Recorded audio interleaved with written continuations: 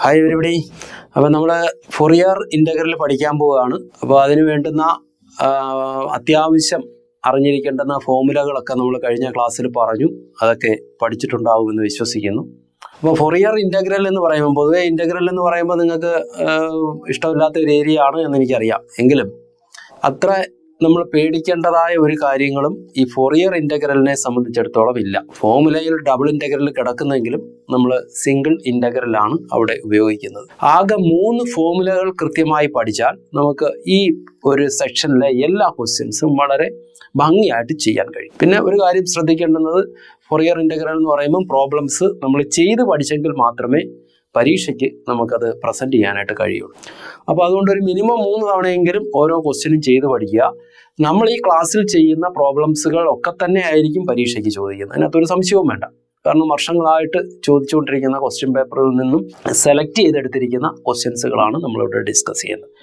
Okay, നമുക്ക് നോക്കാം Fourier integral എന്താണെന്ന് നോക്കാം. അപ്പോൾ ഫൊറിയർ ഇൻ്റഗ്രൽ വരുന്നത് ഫൊറിയർ സീരീസിൽ നിന്നുമാണ് ഫൊറിയർ ഇൻ്റഗ്രൽ വരുന്നത്. അപ്പോൾ ഫൊറിയർ ഇൻ്റഗ്രൽ എന്ന് പറഞ്ഞാൽ, if a function f of X is defined in an interval c+12 and is periodic with period 2l satisfy the Dirichlet conditions. On f of x is piecewise continuous and f of x has finite number of maxima and minima. Then f of x can be ആ ഫംഗ്ഷനെ നമുക്ക് Fourier series ആയിട്ട് express ചെയ്യാം. That is f of x equal to a0/2 plus sigma n is equal to 1 to infinity an cos n pi x by l plus bn sin n pi x by l. Infinity ആണ്. വേറെ a0 equal to 1/l integral c to c+2l f of x dx. ഒരു കാര്യം കൂടെ ഒന്ന് ഓർത്തിരിക്കുക, എന്താണ് piece vice continuous എന്ന് പറഞ്ഞു. If a function f of x is piecewise continuous if it is continuous everywhere except at possibly finite number of discontinuities. അപ്പോൾ നമ്മളൊരു ഫംഗ്ഷൻ എടുക്കുന്നു, അതിന് ചില പാർട്ടുകളിൽ അതിന് ഡിസ്കണ്ടിന്യൂറ്റി ഉണ്ട്. അങ്ങനെയുള്ള അപ്പോൾ കുറേ അധികം പാർട്ടുകളിൽ ഡിസ്കണ്ടിന്യൂസ് ഉണ്ടായിക്കോട്ടെ, അതിനിടയിലുള്ള ഏരിയയിൽ നമുക്കത് കണ്ടിന്യൂസ് ആയിരിക്കണം. അതായത് പീസാക്കി നമുക്കത് കണ്ടിന്യൂസ് ആക്കി, അതായത് കണ്ടിന്യൂസ് ഫംഗ്ഷൻസിന്റെ പല പീസുകളാക്കി നമുക്കതിനെ മാറ്റാൻ കഴിയണം എന്നുള്ളതാണ് അതുകൊണ്ട് അർത്ഥമാക്കുന്നത്. And an equal to 1/l integral c to c+2l f of x cos n pi x by l bn equal to 1/l c to c+2l f of x sin n pi x by l dx. a0, an, bn ഇതിനെയൊക്കെ എല്ലാം പറയുന്നത് Fourier coefficients എന്നാണ്.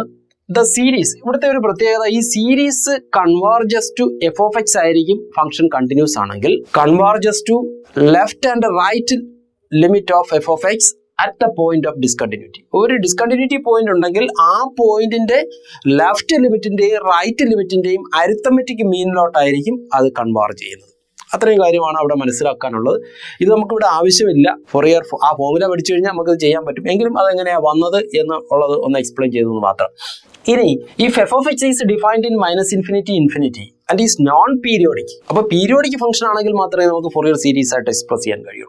അപ്പോൾ periodic അല്ലാത്ത ഫംഗ്ഷൻസുകൾ വന്നു കഴിഞ്ഞാൽ അവിടെ നമുക്ക് ഫൊറിയർ സീരീസ് ആയിട്ട് അതിനെ എക്സ്പ്രസ് ചെയ്യാൻ കഴിയില്ല.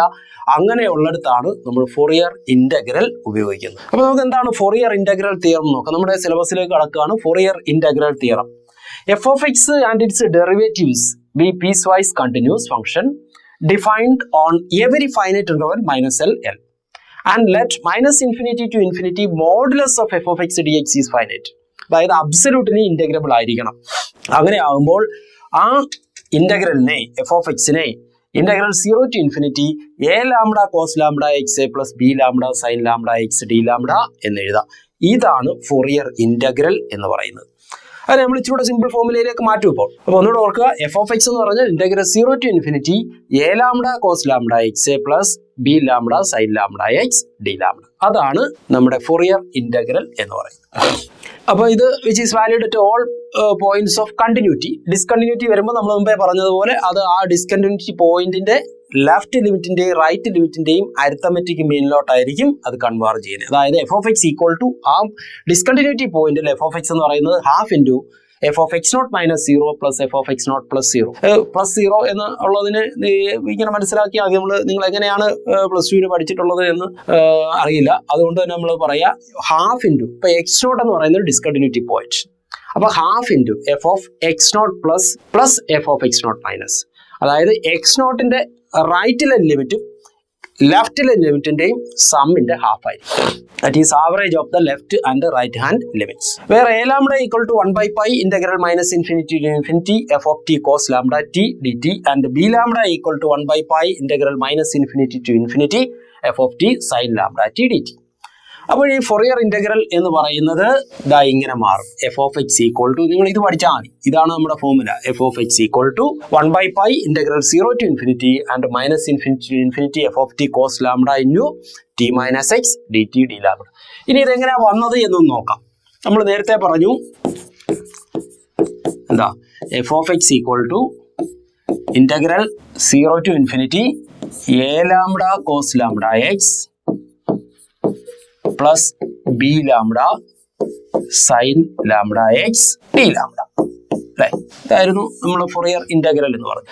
അതിനകത്ത് എ ലാംഡ എന്ന് പറയുന്നത് നമുക്കറിയാം, നമ്മൾ സബ്സ്റ്റിറ്റ്യൂട്ട് ചെയ്യുക. That is integral 0 to infinity a lambda എന്ന് പറയുമ്പോൾ 1 by pi integral minus infinity to infinity f of t cos lambda t d t into cos lambda x, അപ്പുറത്ത് കിടക്കുന്ന ഡി ലാംഡയും കൂടെ വരുമ്പം cos lambda x d lambda plus B lambda എഴുതാൻ പോവാം. ഇത് അപ്പൊ ഇന്റഗ്രലിൽ ഞാൻ പിന്നെ ഒന്നും കൂടെ രണ്ട് ഇന്റഗ്രലാക്കി അങ്ങ് ഇടുകയാണ്. So that is again 0 to infinity b lambda എന്ന് പറയുമ്പോൾ വീണ്ടും 1 by pi integral minus infinity to infinity f of t sine lambda t d t into sine lambda X D lambda എന്നായി. അതായത് ഈ ഇന്റഗ്രലിനെ നമ്മൾ രണ്ട് ഇന്റഗ്രലാക്കി, ഈ പ്ലസ് വെച്ചിരുന്നിടത്ത് വെച്ച് വീണ്ടും ഒരു ഇന്റഗ്രലിലൂടെ ഇട്ട് രണ്ടാക്കി മാറ്റി. So that is equal to, അപ്പോൾ നമുക്ക് ഇവിടെ നോക്കാം 1 by pi രണ്ടിടത്തും കോമൺ ആണ്, അപ്പോൾ അതിന് മാറ്റി 1 by pi. ഇനി ആദ്യത്തെ ഇന്റഗ്രൽ 0 to infinity, രണ്ടാമത്തെ integral minus infinity to infinity f of t. F of ടിയും കോമൺ ആണ് അല്ലേ?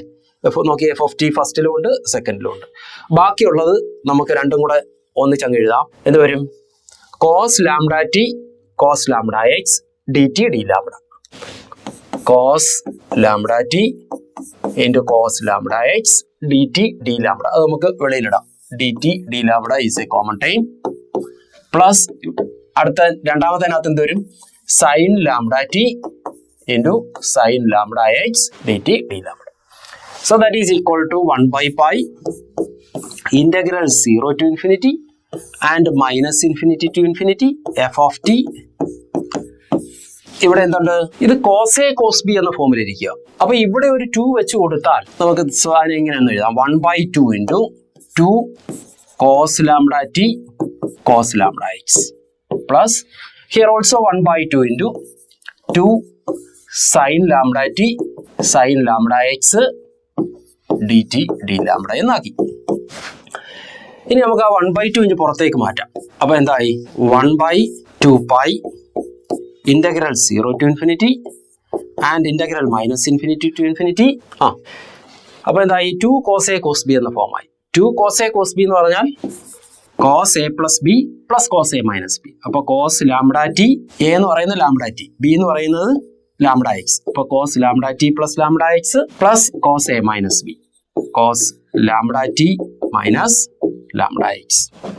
ഇനി plus 1 by 2 into 1 by 2 already നമ്മൾ പുറത്തേക്ക് മാറ്റിയല്ലോ. അപ്പൊ പിന്നെ ഇവിടെ എന്തുണ്ട്?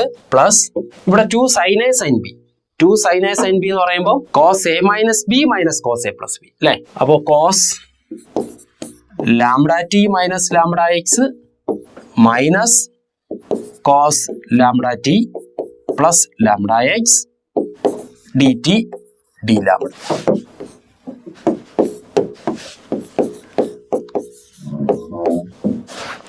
So that is equal to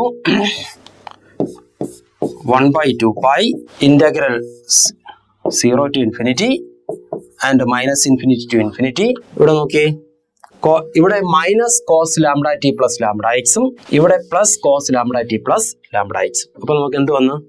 2 times cos lambda t minus lambda X d t d lambda അല്ലേ? അപ്പൊ 2 അങ്ങ് പുറത്തേക്ക് എടുത്താൽ 1 by 2 pi 1 by pi ആയി മാറും. So 1 by pi integral 0 to infinity and minus infinity to infinity F of T നമ്മുടെ കയ്യിൽ നിന്ന് പോയി അല്ലേ. എഫ് ഓഫ് ടി നമുക്ക് ഇവിടെ കൊടുത്തേക്കാം.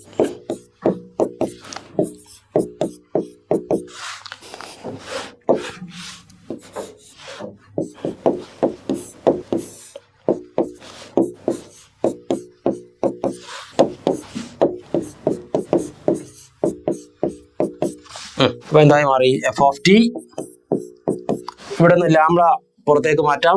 Cos lambda into t minus x d t d lambda.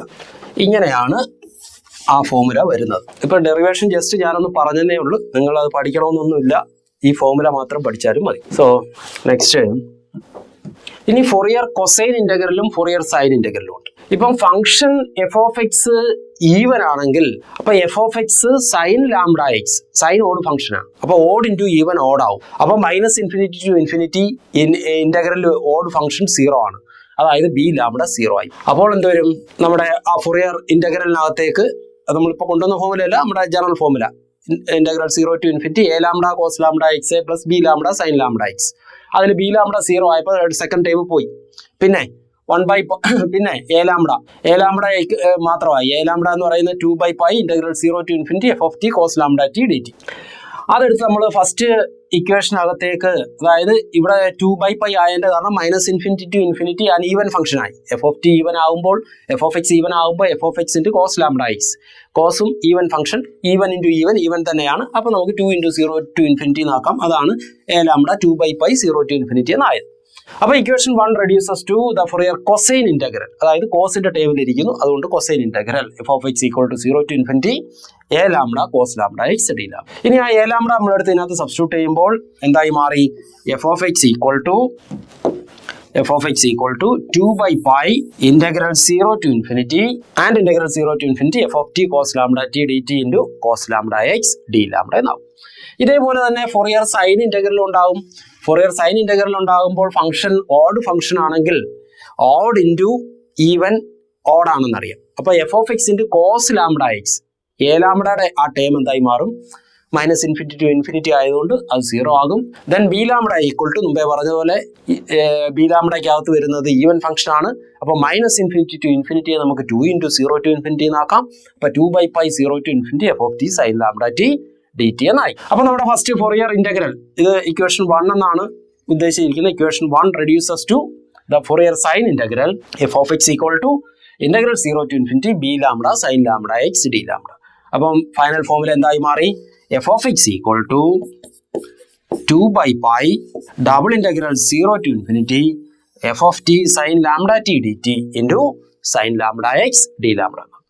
നമ്മുടെ ആ ഇക്വേഷൻ 1 ഏതായിരുന്നു ഒന്ന് മനസ്സിലാക്കിക്കോളുക. ഇക്വേഷൻ നമ്പർ ഇട്ടായിരുന്നു നമ്മളവിടെ.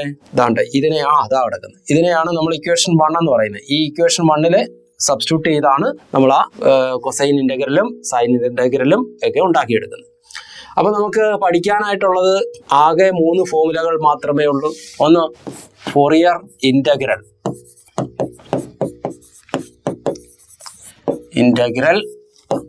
ഓഫ് എഫ് ഓഫ് എക്സ് എന്ന് പറയുന്നത് f of x equal to 1/π integral 0 to infinity and minus infinity to infinity f of t cos lambda into t minus x d t d lambda. ഇനി രണ്ടാമത്തത് Fourier cosine integral of F of x. അപ്പോൾ Fourier cosine integral of F of x എന്ന് പറയുമ്പോൾ f of x equal to നമുക്കറിയാം even ഫംഗ്ഷനെ എടുക്കുമ്പോൾ minus infinity to infinity 2 × 0 to infinity ആവും. അപ്പോൾ 1/π 2/π ആയി മാറും. ഇന്റഗ്രൽ രണ്ടും 0 ടു ഇൻഫിനിറ്റി ആവും. F of t cos lambda t d t into cos lambda X D lambda. അതുപോലെ തന്നെ ഫൊറിയർ സൈൻ ഇന്റഗ്രൽ ഒന്ന് പറഞ്ഞോട്ടെ. എന്താവും? F of x equal to ഇവിടുത്തെ പോലെ തന്നെ 2/π integral 0 to infinity and 0 to infinity f of t sine lambda t d t into sine lambda X D lambda. ഈ 3 ഫോർമുലകൾ മാത്രമേ നമുക്ക് ഈ സെക്ഷന് ആവശ്യമുള്ളൂ. ഇത് 3ഉം അറിയാമെങ്കിൽ വളരെ സിമ്പിളായിട്ട് ഫോറിയർ ഇൻ്റഗ്രലിൻ്റെ എല്ലാ ക്വസ്റ്റ്യൻസും നമുക്ക് ചെയ്യാൻ കഴിയും. ഓക്കെ, അപ്പോൾ ഇത് വെച്ചിട്ടുള്ള ക്വസ്റ്റ്യൻസുകൾ നമ്മൾ അടുത്ത ക്ലാസ് മുതൽ ആരംഭിക്കും. അപ്പോൾ ഇത്രയും കാര്യങ്ങളൊന്ന് മനസ്സിലാക്കുക. ഈ 3 ഫോർമുല കൃത്യമായി ഒന്ന് പഠിച്ചു വെച്ചിരുന്നാൽ, ആക്ച്വലി ഈ ഒരൊറ്റ ഫോർമുല പഠിച്ചു വെച്ചാൽ മതി. പിന്നെ അത് വന്നത് എങ്ങനെയാണെന്ന് അറിയാമെങ്കിൽ അതിൽ നിന്നും ഓർത്ത് നമുക്കിത് എഴുതാൻ കഴിയും. ഇല്ല എങ്കിൽ ഈ 3 ഫോർമുലയും ബൈ ഹാർട്ട് ചെയ്യുക. എന്നിട്ട് നമുക്ക് അത് ഉപയോഗിച്ച് അതിൻ്റെ പ്രോബ്ലംസുകൾ ചെയ്യാം. Okay, thank you.